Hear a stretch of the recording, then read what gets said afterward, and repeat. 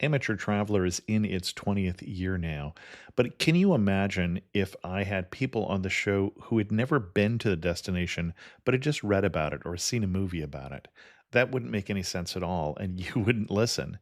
We all know how important it is to receive advice from people who know a destination to get the most authentic local experience. And a great option for experiencing this is Explore Worldwide and their authentic small group adventures, led by local tour leaders, perfect for solo travelers who want to meet like minded people with a desire for adventure. I'm often an independent traveler, but two of my last three trips were with small group tours because they organize everything and it's a lot easier.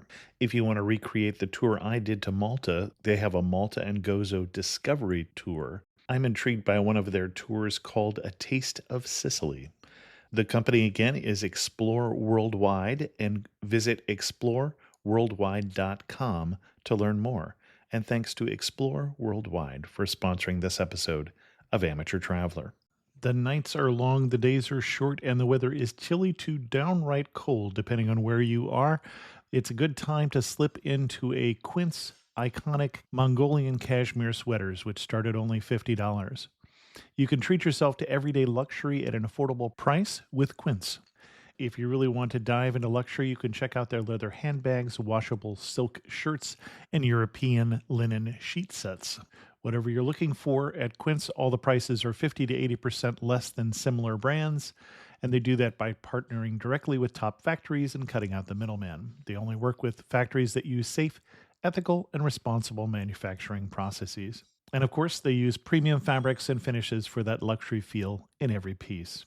But you've already heard me rave about my Quince travel pants. Treat yourself this winter without the luxury price tag. Go to quince.com/traveler for 365-day returns plus free shipping on your order. That's QUINCE.com/traveler to get free shipping and 365-day returns. Quince.com/traveler. And thanks to Quince for sponsoring this episode of Amateur Traveler. I got my bags packed, I'm on a roll. I'm heading out there, and I'm ready to go. I'm looking real good in my passport photo. Oh, no. Amateur Traveler, episode 198. Today, the Amateur Traveler talks about hiking, road trips, and long winters as we go to the Yukon Territory in Canada. I got to sit in one more cafe. I know that I should be heading home, but maybe not today. Welcome to the Amateur Traveler. I'm your host, Chris Christensen. Before we get into this week's interview, I do have three news stories for you. The first one is, you thought your vacation was rough. A British couple were robbed, stabbed, and poisoned as they went to their dream vacation in Venezuela. And this did happen on the island of Margarita, which we talked about recently on the Amateur Traveler. And in the second news stories, I know that New York hotels are expensive, but I'm not sure why Libya's leader Muammar Gaddafi, as he's planning to visit New York City, has asked for permission to pitch a tent in Central Park. He was denied. And then if you live in the United States, or at least are planning to be there in September 26th, you could volunteer as part of a project to beautify national public lands. And some 130,000 volunteers are expected to spend September 26th working in parks, beaches, and wildlife preserves to build trails, remove garbage, and pull up invasive plants. For links to all of those stories, check out the show notes at amateurtraveler.com. I'd like to welcome to the show Sarah, who is coming to us from Whitehorse in the Yukon. Sarah, welcome to the show. Hi, Chris. And you've come to talk to us about the Yukon, where you live, and your neighboring portion of Alaska there in the southeast. You're not originally from there. How did you end up in the Yukon? Oh, that's a great question. You know the gold rush is over, right? I did, but Okay. Crazily enough, there's still lots of gold in them there government jobs. So my husband and I actually were living in the Northwest Territories in Inuvik, and we used to come to Whitehorse for our vacations, driving down the Dempster Highway. And one day I turned to him in the truck and I said, "Honey, could we just move here?" And he said yes, and we've been living here ever since. Now, what was the attraction of the Yukon? Why move to the Yukon? Why should I come visit? Oh my goodness. Well, for us, the attraction really is all the outdoor activities. So it is probably one of the most stunning places in the world to live. In Whitehorse in particular, you're surrounded by mountains on every side. And yet, from my front door, I can put on a pair of skis and go for a cross-country ski on some amazing trails. Or if I wanted to drive 5 minutes away, I could ski on groomed world-class trails. And you notice I'm talking about skiing. It's because there's a lot of winter here. Well, that's what I was going to ask. So now, when you say you can ski from your front door, not all the time, I'm assuming. No, not all the time. I'm glad you clarified that. In the winter. So it's the end of August now, and the days are getting shorter, and the nights are definitely cooler, and it's not summer anymore. It's the beginning of autumn. And autumn doesn't last very long, a couple of weeks, and then it's all of a sudden, seriously, and then it's winter. And winter lasts a long time, from the middle of October until the end of March or early April. So you have to really like winter. Okay. And we do. Let's do this for two different ways. For people who like winter, when should they come to the Yukon? They should come in February for the Sourdough Rendezvous. It's a wonderful cabin fever busting experience. There's a whole week of bizarre events and celebrations and things like the hairy legs contest and how long can you grow your beard. And they have the Sourdough Sounds who go around town trying to get votes because they're the most fabulous entertainers and hosts in town. And then there's the Sourdough Queens, who are elected not based on their beauty, but on how much money they raise for the event, which I think is great. And they have to wear period costume.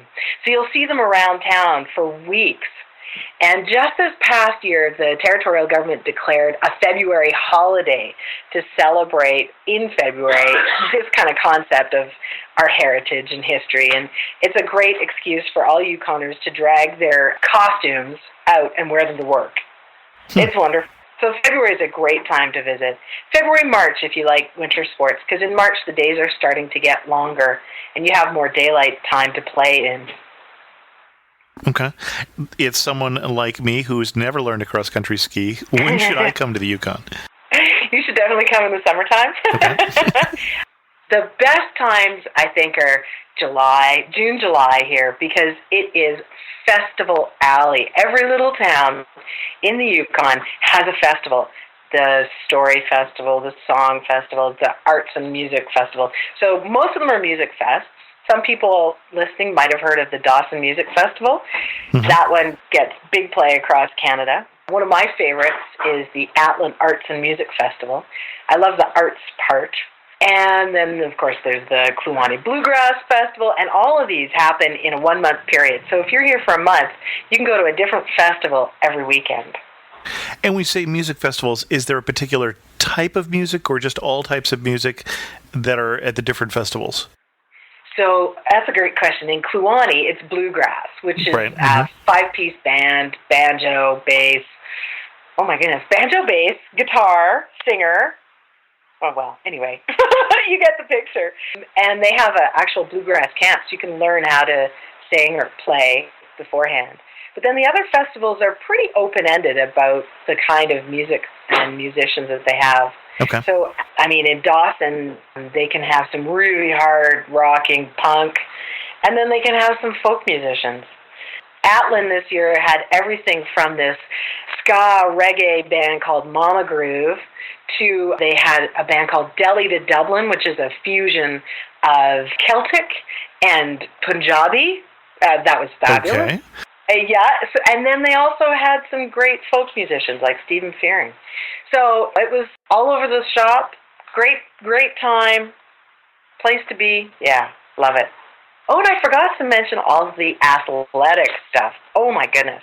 If you are a runner or a cyclist or a triathlete, there is an event here for you. One of my favorites is the 24 Hours of Light mountain bike race. Now, before it got big and famous, they used to have naked laps, but they don't do the naked laps anymore because it got big and famous. But you ride all night, either on a team or as an individual. And the rules are really simple. No lights, no whining, fix it yourself. I love that. And this is held sometime near the solstice, I'm assuming? You got it. Sometime, so around June 21st, Okay. 20th, depending on the weekend that works. And they alternate that with the Haines to Haines ride, which is actually officially called the Kluane to Chilkat ride. So you ride either as an individual or part of a team from Haines Junction in the Yukon Territory to Haines, Alaska. And they've actually made special arrangements so you can ride right through the border, or at least you could in the past. I've heard recently that they might have had to change that. Now, my impression is that because of the long winter, really summers are lived pretty much outdoors. Oh, yeah, you got it. Yeah. Okay. As much as possible. So besides the festivals and the athletic events that are going on, what should I see if I was to come and to try and see some of the highlights of the Yukon? Oh, to me, one of the biggest highlights is probably Kluane National Park. It's a UNESCO World Heritage Site, and for good reason. It's gorgeous. It's stunning. There's a lot of different sort of day hikes and longer hikes that you can do. Most of them are routes rather than trails, so you do have to know a little bit about it. That's just outside of Haines Junction. So I think the message that I'm sort of putting across here is if you're coming here, you have to like the outdoors. There are no shopping malls. All right. And when you say routes rather than trails, meaning in terms of being marked, this is something that you need to be able to find your way or have a GPS or basically... Or compass. Or just be confident okay. in your route finding expertise. Okay. There are also a lot of marked trails. So there's a wonderful one where you hike up to the King's Throne, which is this high alpine cirque, and you stand up there and you can see so much of the coastal mountain range. It's just astounding. And that's only like a 2.5-hour hike for a reasonably fit person. Okay. So if I'm coming, let's say summertime, and we wanted to put together, say, a 1 to 2 week itinerary, where would you have me stay? Should I stay in Whitehorse or should I get a wider range? What would you recommend to somebody who's coming here? It would really kind of depend on what you wanted to do. Mm-hmm. I would probably recommend renting a car or even an RV, because having the RV gives you the opportunity to get out and see a lot of the wilderness without all the inconveniences of camping, because the communities here are few and far between. Like, the distances are huge. And so you talked about you and your husband driving down on the such and such highway. Oh, yeah. I'm picturing we're not talking about an 8-lane highway like I have around here. No, it's called the Dempster Highway, and it's dirt the whole way. It's not even chip seal, it's just gravel. And if you're cautious and careful, you can avoid getting a flat. But I've known people that have gotten 4 flat tires, 2 flat tires consecutively. Okay. There is only one place to stop along the highway. It's called Eagle Plains. It's a beautiful location, but it's just a bunch of ACO trailers that are kind of welded together. And if you need to have your flat fixed at Eagle Plains, it's going to cost you a lot of money. So the highways here, by and large, are not going to be multi-lane, and they're going to be pretty rough. Okay. And any recommendations? How do people manage that? And 4 flat tires seems like well above my quota for any given trip. I see people crossing out the Yukon on their list of places to go right around there. So how do people manage that? What precautions do you take? What are the tricks? The Dempster Highway is different than just about every other highway in the Yukon. Okay. And the guy who was driving the Dempster that got 4 flats didn't have good quality tires and was driving too fast. Okay. So you make sure that you've got good tires and you don't drive at excessive speeds. And most of the other highways in the Yukon are paved. It's just that particular highway. It's the way that you get to Inuvik and the high Arctic in the Northwest Territories. Okay. So is there an itinerary that you would recommend? Oh, yeah. Well, it depends on how much of a road warrior you are. Okay. If you really love driving, then I would say in the summertime, drive up to Dawson and go over the top of the World Highway. Now, I say that not having done it myself personally, but having talked to lots of people who had a fabulous time. The top of the World Highway is closed in the wintertime, though. Mm-hmm. So you can only do this during the summer. It is a fairly isolated area, so you want to bring supplies with you. I'm fearing that I'm painting a picture of a really, really hinterland who's who kind of thing here. Well, as I recall, Dawson was the last spot for those who were going into the Yukon Gold Rush, and then they would portage their supplies, and they were required to have, as I recall, a year's worth of supplies to be allowed into the Yukon, up the mountains from there into the gold country. Do I have the right place? No, you don't. And this would be a lot easier if you had a topographical map. Okay. But the location that you're actually talking about is in the Chilkoot Pass. And it's the pass that's between Skagway, Alaska, and I'll say Carcross, Yukon. Okay. And that is the trail that is so infamous as the place where Steele stood on the Canadian border and said, "You shall not pass without your 1,000 pounds of equipment." Okay. When you see pictures of people going up the pass, that's the Chilkoot Pass. Okay. Even now, that's actually a really cool international park. So you can do a hike starting in a little town called Dyea that doesn't actually exist anymore, but was the jumping off point.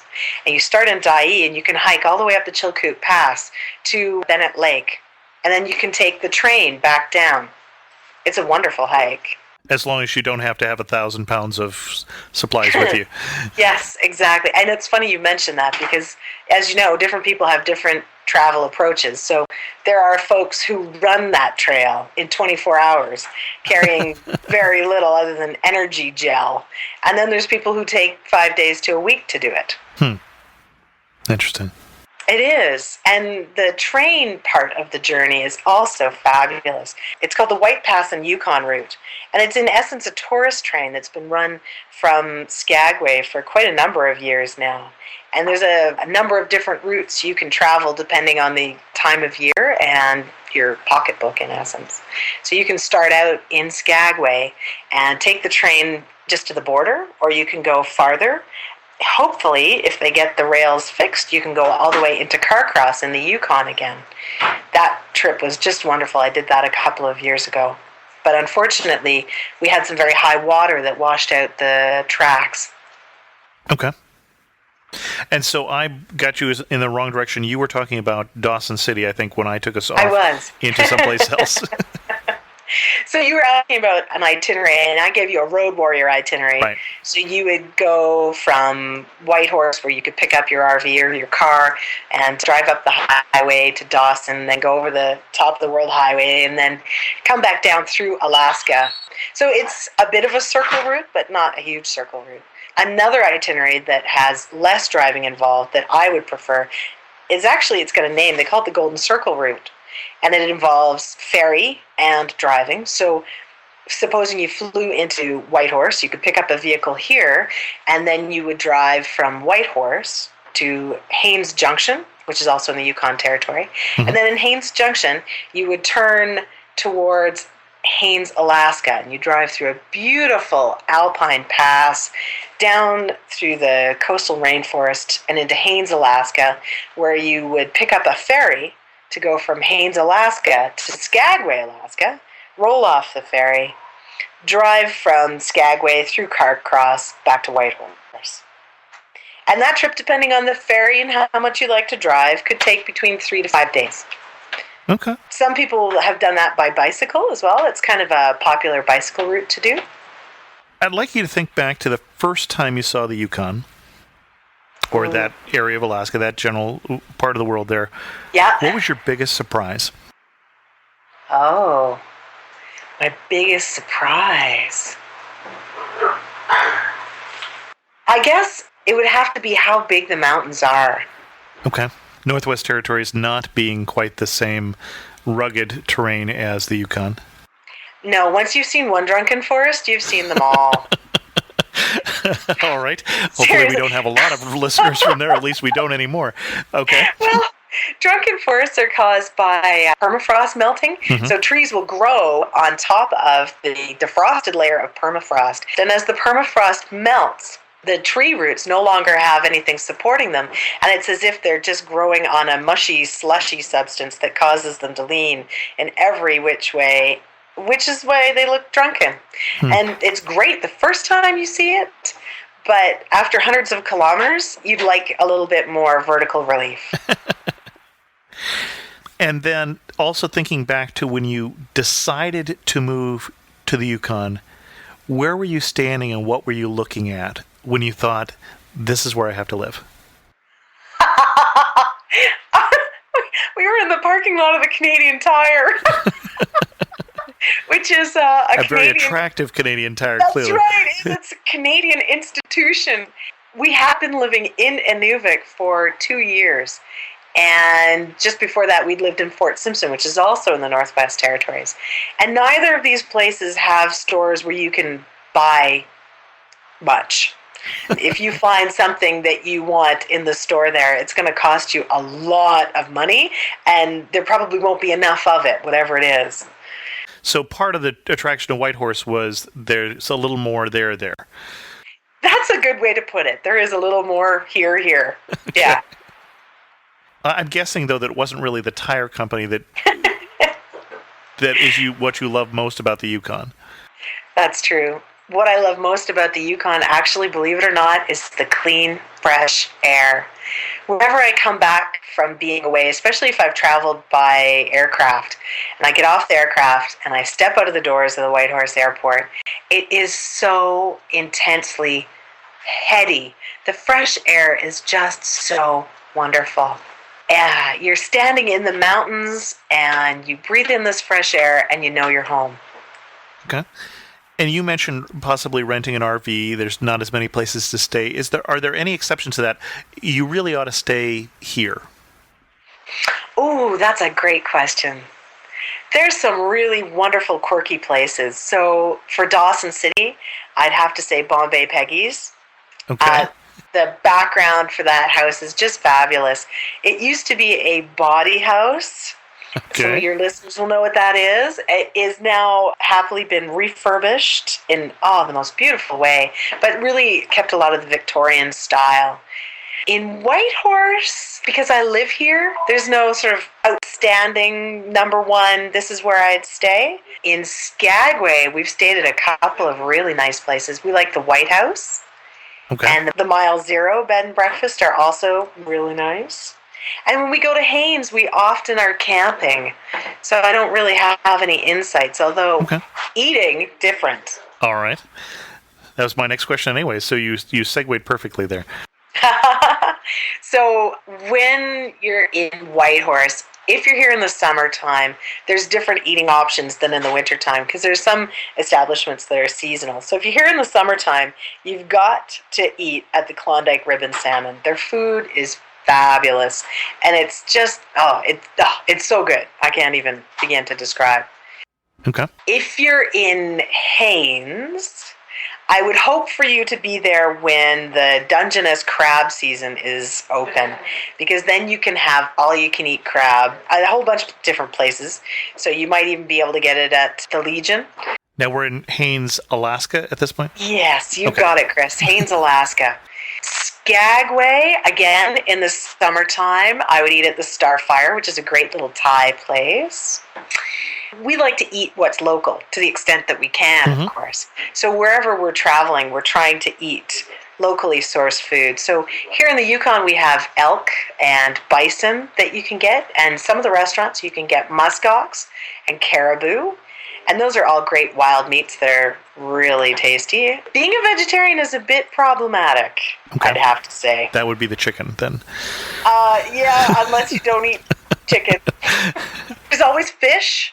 There's lots of fabulous fish available. Okay. When we were traveling further into Southeast Alaska, we managed to stop in a restaurant called Ludwig's in Sitka, Alaska.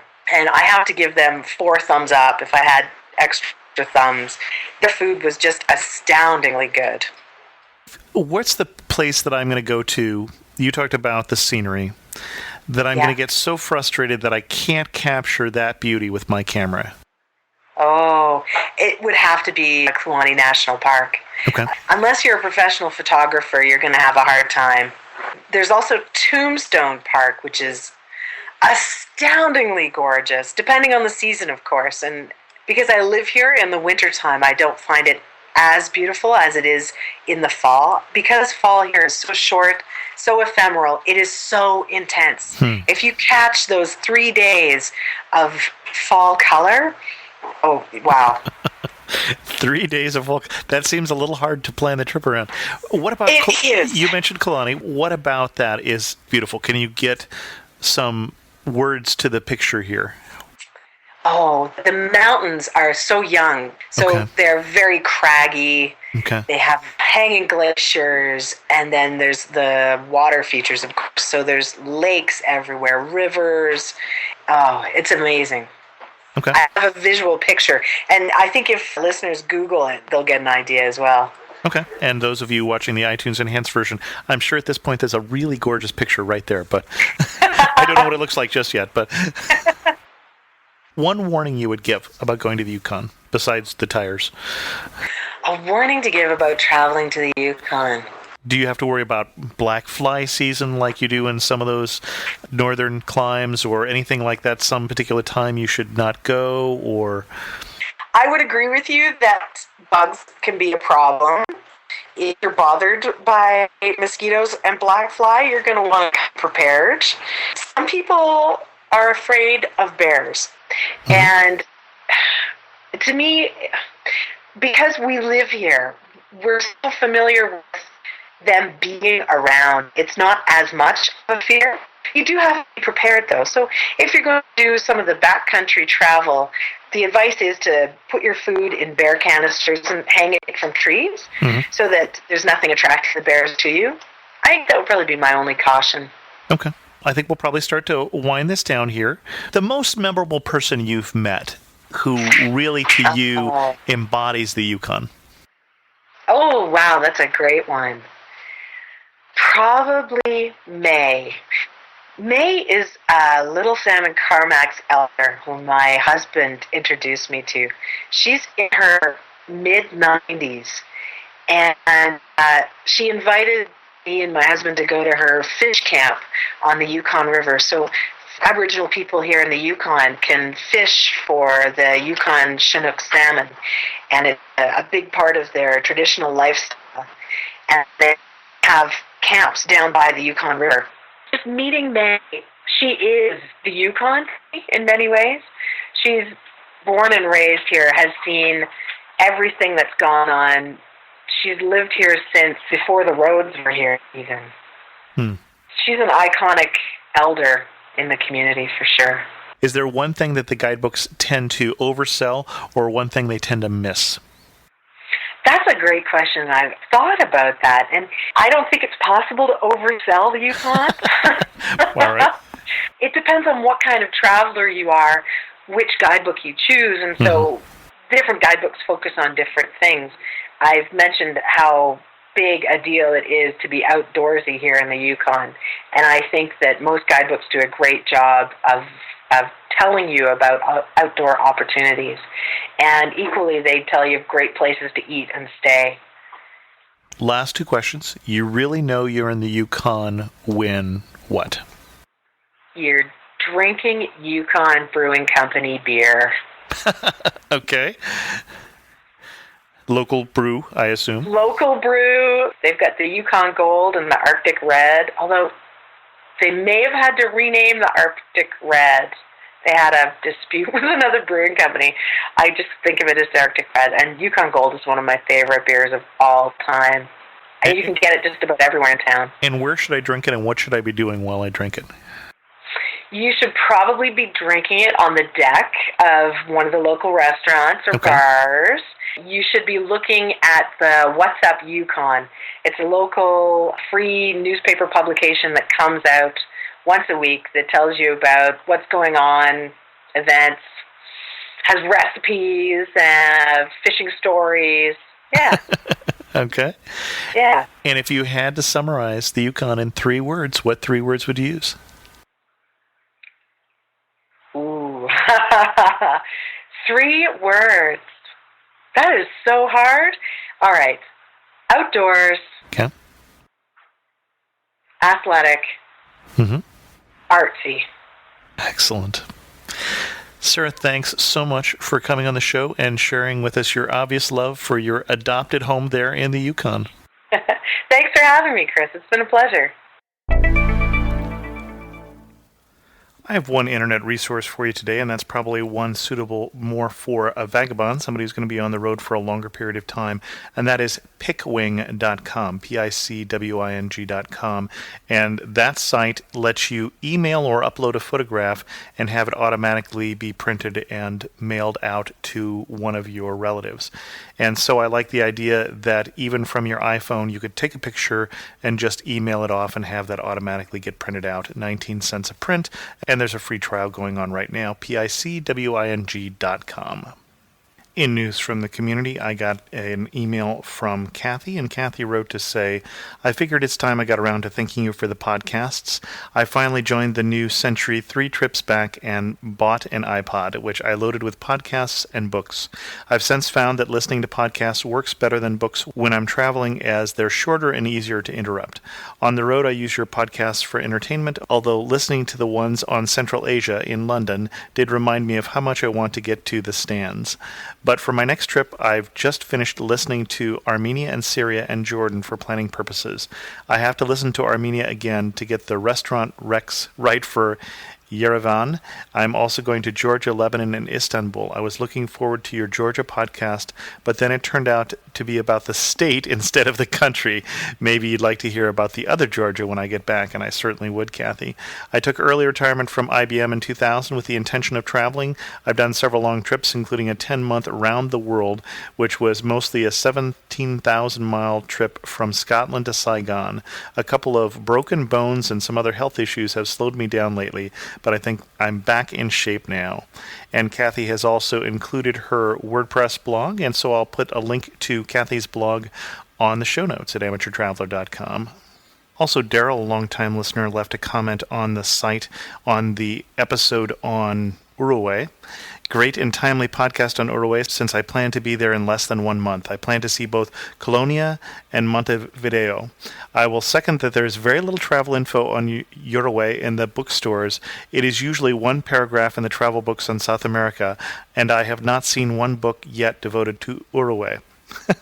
You guys are going to make me say the name of that country, and you know I have trouble with it. I like the tip about try some places instead of the famous Mercado in Montevideo to save money if you want to pig out on meat.